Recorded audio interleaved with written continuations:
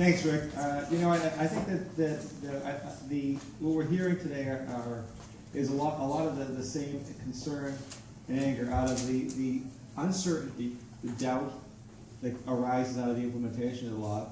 But not just that; it's about the actual law itself, because there are two components. I mean, there was the things that were foreseeable, that we knew were going to be bad when this law was passed, and now we're seeing a whole host of issues that are coming up upon us as a result of it. I remember a time you were told that, and I mentioned the topic of broken promises at the beginning. Remember how we were promised that we would have a competitive marketplace that we could work in when this law was first implemented? There's going to be a competitive exchange. Guess what? One insurer in the exchange. One. I don't know about you, but that's what I call a monopoly. That's not really a marketplace. It's the strangest marketplace I've ever seen. And that's what we've come to. We've come to where the rubber meets the road, and all the empty promises are coming to show, and they're coming back to roost for those folks who have supported this law. And it is law, but the reality is that it doesn't have to stay that way forever.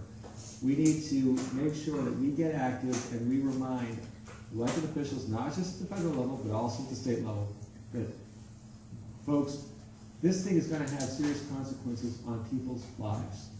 It's going to have consequences on people's ability to live their life in a way that we do now, to have choices about our health care. We're losing those choices. And those choices are critical to us as a nation to be able to exercise our rights and our freedoms. So what I would tell each and every one of you is that there are ways that you can get involved. Now, for those of you who are signed up with AFP, for those of you who signed up today, you're going to be getting information from us. We're going to start talking to you about some of the issues that are impacting your life. You're going to hear about what's going on at the state level, what's going on at the federal level, and how you can get involved. And I would urge every one of you to get involved and to stay involved. So with that, I'd like to thank you. Happy to answer any questions. I'll just come right over and talk to any folks who have. But if you'd like to ask a question, go ahead. Okay. Well, do I know behind you as the first question? Various statements were made tonight, for instance, as to the size of increases in premiums per Ohio Insurance Commissioner, per Indiana Insurance Commissioner. Could you get us these facts and where they can be looked up? Absolutely. I'll tell you what, if you haven't been, you really should check out our website. Our website it's long. It's americansforprosperity.org. And I would ask, I don't know, are you on the internet? No, I use smoke signals. Okay. I gotta be honest with you. I was talking to a guy at another event, and I told him, I said, just check out our website. He says, I don't use the internet. And I said, you know, one of the few people who doesn't, but I figured I'd ask just in case.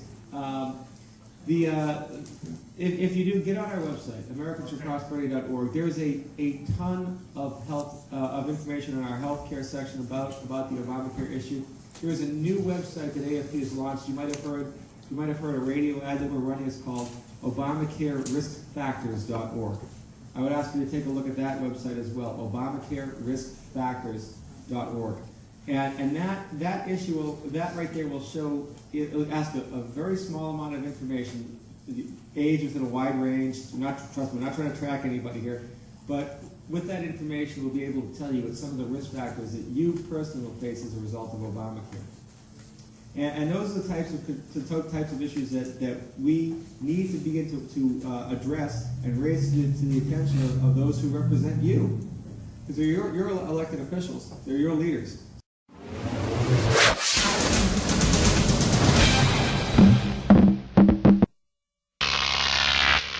Grog TV.